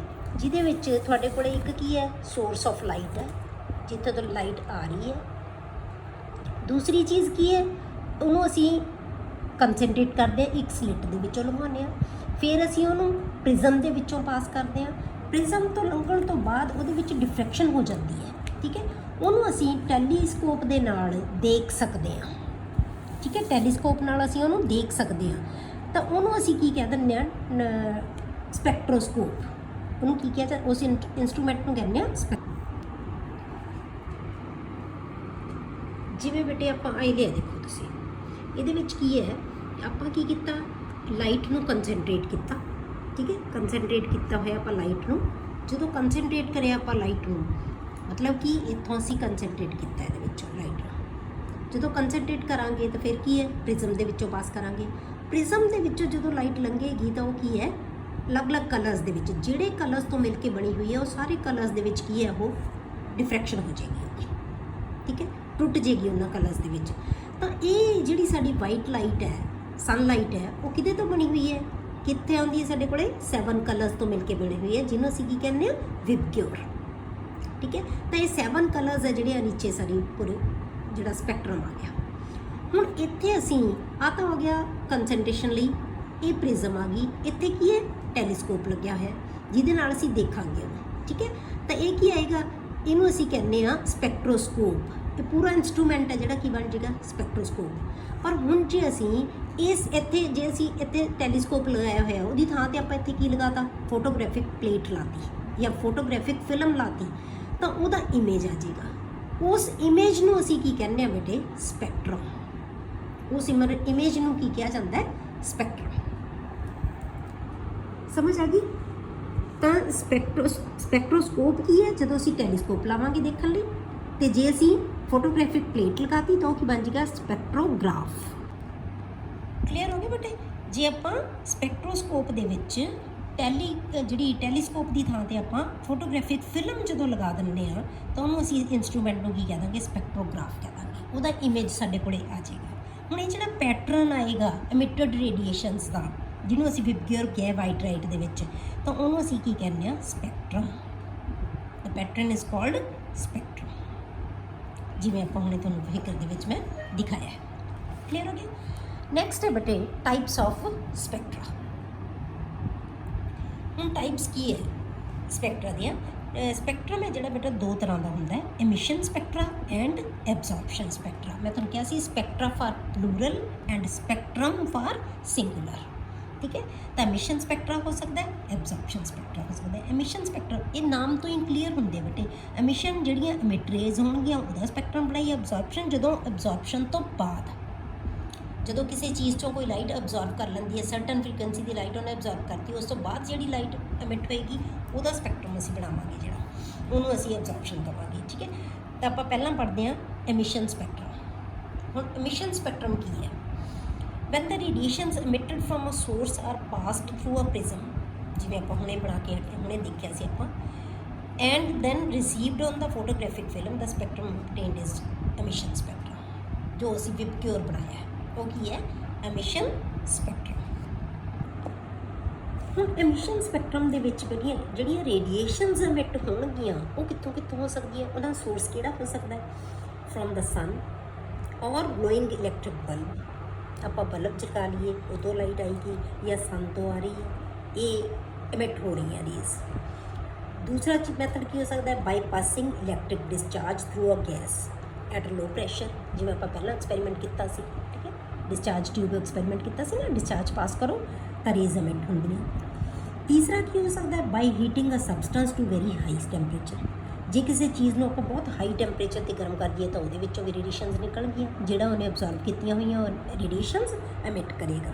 ਤਾਂ ਇਹ ਸੋਰਸ ਕੋਈ ਵੀ ਹੋ ਸਕਦਾ ਇਹਨਾਂ 'ਚੋਂ। ਇਹ ਸਾਰਾ ਸਪੈਕਟਰਮ ਬਣਾਉਣਗੇ, ਇਹ ਸਾਰੇ, ਉਹ ਕਿਹੜਾ ਹੋਊਗਾ? Emission spectrum. ਕਿਉਂ? ਕਿਉਂਕਿ ਇਹ ਰੇਜ਼ emit ਕਰਨਗੇ, ਠੀਕ ਹੈ। ਤਿੰਨੇ ਮੈਥਡਸ ਹੈ ਜਿਹੜੇ ਕੀ ਹੈ ਰੇਜ਼ ਨੂੰ emit ਕਰਨ ਦੇ ਮੈਥਡ ਹੈ, ਠੀਕ ਹੈ। ਹੁਣ ਜਿਹੜਾ ਐਮਿਸ਼ਨ ਸਪੈਕਟਰਮ ਹੈ ਬੇਟੇ, ਉਹ ਫਰਦਰ ਦੋ ਤਰ੍ਹਾਂ ਦਾ ਹੁੰਦਾ ਹੈ। ਐਮਿਸ਼ਨ ਸਪੈਕਟਰਮ ਹੈ ਜਿਹੜਾ ਦੋ ਤਰ੍ਹਾਂ ਦਾ, continuous spectrum and line spectrum. ਤਾਂ ਦੋ ਤਰ੍ਹਾਂ ਦਾ ਆਪਾਂ ਪੜਾਂਗੇ, continuous spectrum and line spectrum. ਦੋ ਤਰ੍ਹਾਂ ਦਾ ਆਪਾਂ ਸਪੈਕਟਰਮ ਪੜਾਂਗੇ। ਪਹਿਲਾਂ ਆਪਾਂ ਲੈਂਦੇ ਹਾਂ ਕੰਟੀਨਿਊਸ ਸਪੈਕਟਰਮ। ਜਿਵੇਂ ਆਪਾਂ ਹੁਣੇ ਵਿਬਕਿਓਰ ਬਣਾਇਆ ਸੀ, ਵੈਨ ਸਨਲਾਈਟ ਔਰ light emitted from a glowing electric bulb is passed through a slit and then through a glass prism, it's split into 7 colors। ਤਾਂ 7 ਕਲਰਸ ਦੇ ਵਿੱਚ ਡਿਵਾਈਡ ਹੋ ਜਾਂਦੀ, ਵਿਬਕਿਓਰ ਕਹਿੰਦੇ ਆ ਜਿਹਨੂੰ ਆਪਾਂ ਕੀ ਕਹਿੰਦੇ ਹਾਂ ਬੇਟੇ? VIBGYOR, which can be notice on the photographic film, ਜਿਹਨੂੰ ਅਸੀਂ ਫੋਟੋਗ੍ਰਾਫਿਕ ਫਿਲਮ ਦੇ ਉੱਤੇ ਦੇਖ ਸਕਦੇ ਹਾਂ। these colors are continuous। ਤੁਸੀਂ ਦੇਖਿਆ ਹੋਣਾ ਬੇਟੇ, ਰੇਨਬੋ ਦੇਖਦੇ ਹੋ ਨਾ, ਇਹ ਸਾਰੇ ਕਲਰਸ ਕੀ ਹੁੰਦੇ ਆ? ਕੰਟੀਨਿਊਸ ਹੁੰਦੇ ਆ ਐਂਡ ਓਵਰਲੈਪਿੰਗ ਈਚ ਅਦਰ। ਸਾਨੂੰ ਇਹ ਨਹੀਂ ਹੈ, ਮਤਲਬ ਕੀ ਹੁੰਦਾ ਬੇਟੇ ਕਿ ਇੱਕ ਦੂਜੇ ਦੇ ਵਿੱਚ ਮਰਜ ਹੋਏ ਵੇ ਹੁੰਦੇ ਆ ਕਲਰ, ਬਿਲਕੁਲ ਸੈਪਰੇਟ ਨਹੀਂ। ਮਤਲਬ ਕਿ ਪਹਿਲਾਂ ਵਾਇਲਟ ਆਇਆ, ਫਿਰ ਇੰਡੀਗੋ ਆਇਆ, ਫਿਰ ਬਲੂ, ਫਿਰ ਗ੍ਰੀਨ, ਇਹ ਨਹੀਂ, ਇਹਦੇ ਬੈਂਡਸ ਨਹੀਂ ਬਣੇ ਹੋਏ, ਇਹ ਵਿੱਚੋਂ ਹੀ ਸ਼ੁਰੂ ਹੋ ਜਾਂਦਾ ਅਗਲਾ ਕਲਰ, ਮਰਜ ਹੋਏ ਵੇ ਹੁੰਦੇ ਕਲਰਸ ਇੱਕ ਦੂਜੇ ਦੇ ਵਿੱਚ, ਮਤਲਬ ਕੰਟੀਨਿਊਸ ਹੁੰਦੇ ਸਾਰੇ colour. Therefore the spectrum is called continuous spectrum, ਕਿਉਂਕਿ ਸਾਰੇ ਕਲਰ ਕੀ ਹੁੰਦੇ? ਕੰਟੀਨਿਊਸ, ਕੋਈ ਗੈਪ ਨਹੀਂ ਹੁੰਦਾ ਵਿਚਾਲੇ, ਇਸੇ ਕਰਕੇ ਇਹਨੂੰ ਕੀ ਕਿਹਾ ਜਾਂਦਾ? ਕੰਟੀਨਿਊਸ ਸਪੈਕਟਰਮ ਕਹਿੰਦੇ ਆਪਾਂ। ਅਤੇ ਜਿਹੜੀ ਸਪਲਿਟਿੰਗ ਹੁੰਦੀ ਹੈ ਨਾ ਰੇਜ਼ ਦੀ ਜਾਂ ਰੇਡੀਏਸ਼ਨਸ ਦੀ, ਪ੍ਰਿਜ਼ਮ ਦੇ ਵਿੱਚੋਂ ਜਦੋਂ ਪਾਸ ਕਰਦੇ ਆ, ਉਸ ਸਪਲਿਟਿੰਗ ਨੂੰ ਆਪਾਂ ਕੀ ਕਹਿ ਦਿੰਦੇ ਹਾਂ ਬੇਟੇ? Dispersion. The splitting of light is called dispersion. ਹੁਣ ਕੰਟੀਨਿਊਸ ਸਪੈਕਟਰਮ ਦੀ ਐਗਜ਼ਾਮਪਲ ਤੁਸੀਂ ਕੀ ਦੇ ਸਕਦੇ ਹੋ? Rainbow. Rainbow is a continuous spectrum. ਹੁਣ ਇਹ ਕਿਉਂ ਬਣਦਾ ਬੇਟੇ ਰੇਨਬੋ? ਪਤਾ ਤੁਹਾਨੂੰ, ਜਿਹੜੇ ਸਕਾਈ ਦੇ ਵਿੱਚ ਸਸਪੈਂਡਡ ਡ੍ਰੌਪਲੇਟਸ ਹੁੰਦੇ ਆ ਨਾ ਵਾਟਰ ਦੀਆਂ, ਉਹ ਪ੍ਰਿਜ਼ਮ ਦਾ ਕੰਮ ਕਰਦੇ ਆ। ਜਦੋਂ ਉਹਨਾਂ 'ਚੋਂ ਲਾਈਟ ਨਿਕਲਦੀ ਹੈ ਤਾਂ ਉਹ ਕੀ ਹੈ? 7 ਕਲਰਸ ਦੇ ਵਿੱਚ ਡਿਸਪਰਸ ਹੋ ਜਾਂਦਾ ਹੈ, ਤਾਂ ਉਹਨੂੰ ਅਸੀਂ ਕੀ ਕਹਿੰਦੇ ਹਾਂ? ਸਪੈਕਟਰਮ। ਤਾਂ ਇਹ ਨੈਚੁਰਲ ਸਪੈਕਟਰਮ ਹੁੰਦਾ ਹੈ। ਕਲੀਅਰ? ਇਹ ਹੋ ਗਿਆ ਪਹਿਲੇ ਤਰ੍ਹਾਂ ਦਾ ਐਮਿਸ਼ਨ ਸਪੈਕਟਰਮ, ਜਾਂ ਇਹਨੂੰ ਕਹਿ ਸਕਦੇ ਹੋ ਕੰਟੀਨਿਊਸ ਐਮਿਸ਼ਨ ਸਪੈਕਟਰਾ। ਦੂਜਾ ਲਾਈਨ ਸਪੈਕਟਰਾ ਔਰ ਲਾਈਨ ਐਮਿਸ਼ਨ ਸਪੈਕਟਰਾ ਵੀ ਕਹਿ ਸਕਦੇ ਹੋ, ਕਿਉਂਕਿ ਇਹ ਵੀ ਐਮਿਸ਼ਨ ਸਪੈਕਟਰਮ ਹੀ ਹੈ। ਹੁਣ it is the emission spectrum obtained on photographic film when the vapors of some volatile substance are allowed to fall on the flame of Bunsen burner। ਜਦੋਂ ਕੀ ਹੈ ਮਤਲਬ ਕਿਸੇ ਵੀ ਵੋਲਾਟਾਈਲ ਸਬਸਟੈਂਸ ਕੀ ਹੁੰਦੀ ਹੈ ਬੇਟੇ? ਜਿਹਦੇ ਵੈਪਰਸ ਬਣ ਸਕਣ, ਜਿਹਦੇ ਵੈਪਰਸ ਬਣ ਸਕਣ, ਉਹ ਵਾਲੀ ਸਬਸਟੈਂਸ ਨੂੰ ਜਦੋਂ ਅਸੀਂ ਬੁੰਸਨ ਬਰਨਰ ਦੇ ਉੱਤੇ ਰੱਖਦੇ ਹਾਂ, ਜਲਾਉਂਦੇ ਹਾਂ, ਮਤਲਬ ਉਹਦੇ ਵੈਪਰਸ ਬਣ ਜਾਣਗੇ, ਤਾਂ ਹੀ ਰੇਜ਼ ਨਿਕਲਣਗੀਆਂ ਨਾ, ਠੀਕ ਹੈ। ਤਾਂ ਉਹਨੂੰ ਅਸੀਂ ਫਲੇਮ ਦੇ ਉੱਤੇ ਗਰਮ ਕੀਤਾ ਜਦੋਂ, ਦੈਨ ਐਨਾਲਾਈਜ਼ਡ ਵਿਦ ਸਪੈਕਟ੍ਰੋਸਕੋਪ, ਮਤਲਬ ਅਸੀਂ ਉਹਦੇ ਸਬਸਟੈਂਸ ਜਿਹਦੇ ਵੈਪਰਸ ਵੋਲਾਟਾਈਲ ਸਬਸਟੈਂਸ ਹੋਵੇ, ਜਿਹਦੇ ਵੈਪਰਸ ਬਣ ਸਕਦੇ ਹੋਣ, ਉਹਨੂੰ ਅਸੀਂ ਕੀ ਕੀਤਾ? ਬੁੰਸਨ ਬਰਨਰ ਦੇ ਉੱਪਰ ਫਲੇਮ ਦੇ ਉੱਪਰ ਲੈ ਕੇ ਆਏ, ਅਤੇ ਉਸ ਤੋਂ ਬਾਅਦ ਅਸੀਂ ਉਹਨੂੰ ਜੋ ਅਮਿਟ ਹੋਇਆ ਉਹਦੇ 'ਚੋਂ ਉਹਨੂੰ ਅਸੀਂ ਐਨਾਲਾਈਜ਼ ਕੀਤਾ, ਠੀਕ ਹੈ। Some specific coloured lines appear on photographic film. ਹੁਣ ਇੱਕ ਕੰਟੀਨਿਊਸ ਸਪੈਕਟਰਮ ਨਹੀਂ ਬਣੇਗਾ, ਉਹਦੇ ਵਿੱਚ ਕੁਛ ਕਲਰਡ ਲਾਈਨਾਂ ਬਣ ਜਾਣਗੀਆਂ, ਉਹਨੂੰ ਅਸੀਂ ਕੀ ਕਹਿੰਦੇ ਹਾਂ? ਅਟੋਮਿਕ ਸਪੈਕਟਰਮ ਜਾਂ line spectrum. these lines are different for different substances. These lines are different for different substances. अलग-अलग substances ਦੇ ਲਈ ਇਹ ਲਾਈਨਾਂ ਜਿਹੜੀਆਂ ਬਿਲਕੁਲ different ਹੋਣਗੀਆਂ, ਅਲੱਗ-ਅਲੱਗ ਹੋਣਗੀਆਂ। The line spectrum is also called atomic spectra. ਇਸੇ ਕਰਕੇ ਇਹਨੂੰ atomic spectra ਕਹਿੰਦੇ ਆ। ਐਟਮ ਦਾ ਮਤਲਬ ਇੱਕ ਐਟਮ ਦੀਆਂ, ਇੱਕ ਐਲੀਮੈਂਟ ਦੀਆਂ ਐਟਮ ਦੀਆਂ ਸਪੈਕਟਰਮ ਲਾਈਨਸ ਜਿਹੜੀਆਂ ਇੱਕੋ ਹੀ ਕਲਰ ਦੀਆਂ ਹੋਣਗੀਆਂ, ਮਤਲਬ ਹਮੇਸ਼ਾ ਉਹੀ ਹੋਣਗੀਆਂ, ਉਹ ਕਦੇ ਵੀ ਦੂਜੇ ਐਲੀਮੈਂਟ ਦੇ ਨਾਲ ਮੈਚ ਨਹੀਂ ਕਰਨਗੀਆਂ। ਠੀਕ ਹੈ, ਇਹੀ ਇਹਦੀ ਯੂਟਿਲਿਟੀ ਹੈ। Line spectrum of no two elements resemble with each other. ਕਿਸੇ ਵੀ ਦੋ ਐਲੀਮੈਂਟਸ ਦਾ ਲਾਈਨ ਸਪੈਕਟਰਮ ਹੈ ਜਿਹੜਾ ਕਦੇ ਵੀ ਇੱਕੋ ਜਿਹਾ ਨਹੀਂ ਹੋਏਗਾ। These are therefore regarded as fingerprints of the elements. ਇਸੇ ਕਰਕੇ ਇਹਨਾਂ ਨੂੰ ਕੀ ਕਿਹਾ ਜਾਂਦਾ ਹੈ? Fingerprints of elements and help in there identification. ਉਹਨਾਂ ਨੂੰ ਆਈਡੈਂਟੀਫਾਈ ਕਰਨ ਦੇ ਵਿੱਚ ਸਾਡੀ ਹੈਲਪ ਕਰਦੇ। ਜਿਵੇਂ ਸਾਡੇ ਬੇਟੇ ਫਿੰਗਰਪ੍ਰਿੰਟਸ ਅਸੀਂ ਲੈਂਦੇ ਨਾ ਆਪਣੇ, ਮਤਲਬ ਕਿਸੇ ਵੀ ਦੋ ਇਨਸਾਨਾਂ ਦੇ ਫਿੰਗਰਪ੍ਰਿੰਟਸ ਮੈਚ ਨਹੀਂ ਕਰਦੇ, ਉਵੇਂ ਇਹਨਾਂ ਦਾ ਲਾਈਨ ਸਪੈਕਟਰਾ ਕਦੇ ਵੀ ਦੋ ਐਲੀਮੈਂਟਸ ਦਾ ਸੇਮ ਨਹੀਂ ਹੁੰਦਾ। ਇਸੇ ਕਰਕੇ ਇਹਨੂੰ ਐਟੋਮਿਕ ਸਪੈਕਟਰਾ ਕਿਹਾ ਜਾਂਦਾ ਹੈ ਕਿ ਹਰੇਕ ਐਟਮ ਦਾ, ਕਿਉਂਕਿ ਇੱਕ ਐਲੀਮੈਂਟ ਦੇ ਐਟਮਸ ਤਾਂ ਸੇਮ ਹੀ ਹੋਣਗੀਆਂ, ਤਾਂ ਉਸ ਕਰਕੇ ਉਹਨਾਂ ਦਾ ਸਪੈਕਟਰਮ ਵੀ ਸੇਮ ਹੋਏਗਾ। ਤਾਂ ਇੱਕ ਤਰ੍ਹਾਂ ਦੇ ਜਿਹੜੀਆਂ ਐਟਮਸ ਹੈ ਉਹਨੂੰ ਆਪਾਂ ਸਪੈਕਟਰਮ ਸੇਮ ਹੋਣ ਕਰਕੇ ਉਹਨੂੰ ਕੀ ਕਿਹਾ ਜਾਂਦਾ? Atomic spectra. ਇਹਦਾ ਨਾਮ ਕੀ ਦਿੱਤਾ ਜਾਂਦਾ? ਐਟੋਮਿਕ ਸਪੈਕਟਰਾ ਕਹਿੰਦੇ ਆ, ਜਾਂ ਐਟੋਮਿਕ ਸਪੈਕਟਰਮ ਅਸੀਂ ਕਹਿੰਦੇ ਆ, ਲਾਈਨ ਸਪੈਕਟਰਮ। ਕਲੀਅਰ? ਜਿਵੇਂ ਅਸੀਂ ਸੋਡੀਅਮ ਦੇ ਵੈਪਰਸ ਨੂੰ, ਸੋਡੀਅਮ ਨੂੰ ਜਲਾਈਏ, ਠੀਕ ਹੈ, ਸੋਡੀਅਮ ਦੇ ਵੈਪਰਸ ਪਾਸ ਕੀਤੇ ਅਸੀਂ ਬੁੰਸਨ ਬਰਨਰ ਤੋਂ, ਤਾਂ ਉਹਦੇ ਵਿੱਚੋਂ ਜਿਹੜੀ ਲਾਈਟ ਐਮਿਟ ਹੋਏਗੀ ਉਹਨੂੰ ਆਪਾਂ ਕੀ ਕੀਤਾ? ਮਤਲਬ ਕਿ ਸੋਡੀਅਮ ਨੂੰ ਜਲਾਇਆ ਅਸੀਂ, ਠੀਕ ਹੈ। ਜਿਹੜੀ ਸੋਡੀਅਮ ਦੇ ਵਿੱਚ ਲਾਈਟ ਐਬਜ਼ੌਰਬ ਹੋਈ ਹੈ ਉਹ ਕੀ ਹੋਏਗੀ? ਐਮਿਟ ਹੋਏਗੀ। ਉਹ ਛੱਡੇਗਾ ਉਹਨੂੰ ਗਰਮ ਕਰਨ ਨਾਲ, ਠੀਕ ਹੈ। ਤਾਂ ਉਹਨੂੰ ਜਦੋਂ ਛੱਡੇਗਾ ਤਾਂ ਸੋਡੀਅਮ ਨੂੰ ਜਦੋਂ ਕਰਦੇ ਆ ਤਾਂ ਹਮੇਸ਼ਾ ਉਹਦੇ ਵਿੱਚ ਯੈਲੋ ਕਲਰ ਦੀਆਂ ਲਾਈਨਾਂ ਆਉਂਦੀਆਂ, ਦੋ ਲਾਈਨਾਂ ਯੈਲੋ ਕਲਰ ਦੀਆਂ ਉਹਦੇ ਵਿੱਚ ਬਣ ਜਾਂਦੀਆਂ ਹਮੇਸ਼ਾ ਜਦੋਂ ਆਪਾਂ ਸੋਡੀਅਮ ਨੂੰ ਜਲਾਉਂਦੇ ਹਾਂ, ਕਿਉਂਕਿ ਉਹ ਯੈਲੋ ਕਲਰ ਨੂੰ ਐਬਜ਼ੌਰਬ ਕਰਦਾ ਹੈ। ਜਦੋਂ ਲਾਈਟ ਨੂੰ ਸੋਡੀਅਮ ਦੇ ਵਿੱਚੋਂ ਦੀ ਪਾਸ ਕੀਤਾ ਜਾਂਦਾ ਹੈ ਨਾ, ਉਹਦੇ ਵੈਪਰਸ ਦੇ ਵਿੱਚੋਂ ਦੀ ਪਾਸ ਕੀਤਾ ਜਾਂਦਾ ਹੈ, ਤਾਂ ਉਹਦੇ ਵੈਪਰਸ ਹੈ ਜਿਹੜੇ ਯੈਲੋ ਕਲਰ ਦੀ ਲਾਈਟ ਨੂੰ ਐਬਜ਼ੌਰਬ ਕਰ ਲੈਂਦੇ ਆ। ਹੁਣ ਜਦੋਂ ਅਸੀਂ ਉਹਨੂੰ ਗਰਮ ਕਰਾਂਗੇ ਉਹਦੇ ਵੈਪਰਸ ਨੂੰ, ਤਾਂ ਕੀ ਹੋਏਗਾ? ਉਹ ਯੈਲੋ ਕਲਰ ਦੀਆਂ ਲਾਈਨਾਂ ਨੂੰ ਐਮਿਟ ਕਰ ਦੇਗਾ, ਯੈਲੋ ਕਲਰ ਦੀ ਜਿਹੜੀ ਫ੍ਰੀਕੁਐਂਸੀ ਦੀ ਰੇਡੀਏਸ਼ਨਸ ਨੂੰ ਐਮਿਟ ਕਰ ਦੇਗਾ। ਤਾਂ ਉੱਤੇ ਤੁਹਾਡੇ ਕੋਲੇ ਕੀ ਆ ਜਾਣੀਆਂ? ਜਿਹੜਾ ਫੋਟੋਗ੍ਰਾਫਿਕ ਫਰੇਮ ਦੇ ਉੱਤੇ ਜਾਂ ਫਿਲਮ ਦੇ ਉੱਤੇ ਕੀ ਆ ਜਾਣਾ? ਯੈਲੋ ਕਲਰ ਦੀਆਂ ਲਾਈਨਾਂ ਤੁਹਾਨੂੰ ਨਜ਼ਰ ਆਉਣਗੀਆਂ। ਤਾਂ ਜਿਹੜਾ ਯੈਲੋ ਕਲਰ ਦੀਆਂ ਜੇ ਲਾਈਨਾਂ ਆਉਣਗੀਆਂ ਸਿਰਫ ਸੋਡੀਅਮ 'ਚ ਆਉਣਗੀਆਂ, ਹੋਰ ਕਿਸੇ 'ਚ ਨਹੀਂ ਆਉਣਗੀਆਂ। ਬਾਕੀ ਹੋਰ ਕਲਰਸ ਦੀਆਂ ਹੋਣਗੀਆਂ ਜਦੋਂ ਕਿਸੇ ਹੋਰ ਐਟਮ ਬਣਾਉਣਗੇ। ਤਾਂ ਦੂਸਰੀ ਟਾਈਪ ਦਾ ਜਿਹੜਾ ਤੁਹਾਡੇ ਕੋਲ ਸਪੈਕਟਰਮ ਸੀ ਬੇਟੇ, ਉਹ ਹੈ ਐਬਜ਼ੌਰਪਸ਼ਨ ਸਪੈਕਟਰਮ। ਪਹਿਲਾਂ ਆਪਾਂ ਕੀਤਾ ਐਮਿਸ਼ਨ, ਜਿਹਦੇ ਵਿੱਚ ਦੋ ਟਾਈਪਸ ਹੈ। ਹੁਣ ਆਪਾਂ ਕਰਾਂਗੇ ਐਬਜ਼ੌਰਪਸ਼ਨ ਸਪੈਕਟਰਮ। ਹੁਣ ਐਬਜ਼ੌਰਪਸ਼ਨ ਸਪੈਕਟਰਮ ਕਿਹਨੂੰ ਕਹਿੰਦੇ ਆ? ਇਹਦੇ ਨਾਲੋਂ ਉਲਟ ਬਿਲਕੁਲ ਹੋਏਗਾ emission spectrum. When sunlight is passed through the vapours of substance. ਪਹਿਲਾਂ ਅਸੀਂ ਵੈਪਰਸ ਨੂੰ ਗਰਮ ਕੀਤਾ ਸੀ, ਹੁਣ ਅਸੀਂ ਵਾਈਟ ਲਾਈਟ ਨੂੰ ਪਾਸ ਕੀਤਾ ਹੈ। ਹੁਣ ਅਸੀਂ ਕੀ ਕਰਾਂਗੇ ਬੇਟੇ? ਵਾਈਟ ਲਾਈਟ ਨੂੰ ਅਸੀਂ ਵੈਪਰਸ ਦੇ ਵਿੱਚੋਂ ਦੀ ਲੰਘਾਇਆ ਹੈ। ਮਤਲਬ ਜਿਹੜਾ ਸਾਡਾ ਸੋਰਸ ਹੈ ਨਾ ਲਾਈਟ ਦਾ, ਉਹਦੇ ਵਿਚਾਲੇ ਅਸੀਂ ਵੈਪਰਸ ਰੱਖਦੇ, ਮਤਲਬ ਉਹ ਲਾਈਟ ਪਹਿਲਾਂ ਵੈਪਰਸ ਦੇ ਵਿੱਚੋਂ ਦੀ ਲੰਘੇਗੀ, ਫਿਰ ਅਸੀਂ ਉਹਨੂੰ ਪ੍ਰਿਜ਼ਮ ਦੇ ਉੱਤੇ ਪਾਵਾਂਗੇ, ਠੀਕ ਹੈ। When sunlight is passed through the vapors of substance and the transmitted light is then allowed to strike a prism. ਜਿਹੜੀ ਟਰਾਂਸਮਿਟ ਹੋਏਗੀ ਉਸ ਤੋਂ ਵੈਪਰਸ ਤੋਂ ਬਾਅਦ ਜਿਹੜੀ ਲਾਈਟ ਨਿਕਲੇਗੀ, ਮਤਲਬ ਸੋਰਸ ਆਫ ਲਾਈਟ ਜਿੱਥੋਂ ਸਨ ਤੋਂ ਆ ਰਹੀ ਹੈ, ਤਾਂ ਉਹਦੇ ਵਿਚਾਲੇ ਅਸੀਂ ਕੋਈ ਇਹੋ ਜਿਹਾ ਸਬਸਟੈਂਸ ਰੱਖਤੀ ਜਿਹਦੇ ਵੈਪਰਸ ਬਣਦੇ ਹੋਣ, ਉਹਦੇ ਵੈਪਰਸ ਦੇ ਵਿੱਚੋਂ ਦੀ ਅਸੀਂ ਉਸ ਲਾਈਟ ਨੂੰ ਲੰਘਣ ਦੇਵਾਂਗੇ। Clear? allowed to strike the prism, dark lines appear in the otherwise continuous spectrum. ਹੁਣ ਜਿਵੇਂ ਕੰਟੀਨਿਊਸ ਸਪੈਕਟਰਮ ਆਪਾਂ ਬਣਾਇਆ ਸੀ, ਲਗਾਤਾਰ ਸਾਰੇ 7 ਕਲਰਸ ਸੀਗੇ, ਉਹਦੇ ਵਿੱਚ ਕੁਝ ਥਾਂ 'ਤੇ ਡਾਰਕ ਲਾਈਨਾਂ ਆ ਜਾਣਗੀਆਂ। ਬਾਕੀ ਸਾਰਾ ਸਪੈਕਟਰਮ ਕੀ ਹੋਏਗਾ? ਕੰਟੀਨਿਊਸ, ਠੀਕ ਹੈ। ਬਾਕੀ ਸਾਰਾ ਸਪੈਕਟਰਮ ਕੀ ਹੋਏਗਾ? ਕੰਟੀਨਿਊਸ। ਤਾਂ ਇਸ ਸਪੈਕਟਰਮ ਨੂੰ ਆਪਾਂ ਕੀ ਕਹਿ ਦਿੰਦੇ ਆ? ਐਬਜ਼ੌਰਪਸ਼ਨ ਸਪੈਕਟਰਮ। ਇਹ ਕਿਹੜਾ ਸਪੈਕਟਰਮ ਹੋਏਗਾ? ਐਬਜ਼ੌਰਪਸ਼ਨ ਸਪੈਕਟਰਮ। ਹੁਣ ਡਾਰਕ ਲਾਈਨਸ ਜਿਹੜੀਆਂ ਆਉਣਗੀਆਂ ਬੇਟੇ, ਉਹ ਕੀ ਇੰਡੀਕੇਟ ਕਰਦੀਆਂ ਹੈ ਕਿ ਜਿਹੜੀ ਕੁਛ ਰੇਡੀਏਸ਼ਨਸ ਦੇ ਜਿਹੜੀਆਂ ਰੇਡੀਏਸ਼ਨਸ ਲੰਘ ਰਹੀਆਂ ਸੀ, ਉਹਦੇ ਵਿੱਚੋਂ ਕੁਛ ਰੇਡੀਏਸ਼ਨਸ ਨੂੰ ਸਬਸਟੈਂਸ ਨੇ ਐਬਜ਼ੌਰਬ ਕਰ ਲਿਆ, ਠੀਕ ਹੈ। Dark lines indicate that the radiations corresponding to them are, ਜਿਹੜੀਆਂ ਲਾਈਨਾਂ ਡਾਰਕ ਹੋਈਆਂ ਮਤਲਬ ਉਹ ਵਾਲੀਆਂ ਫ੍ਰੀਕੁਐਂਸੀਜ਼ ਦੀ ਲਾਈਟ ਨੂੰ ਉਹਨੇ ਐਬਜ਼ੌਰਬ ਕਰ ਲਿਆ, absorb by the substance from the white light.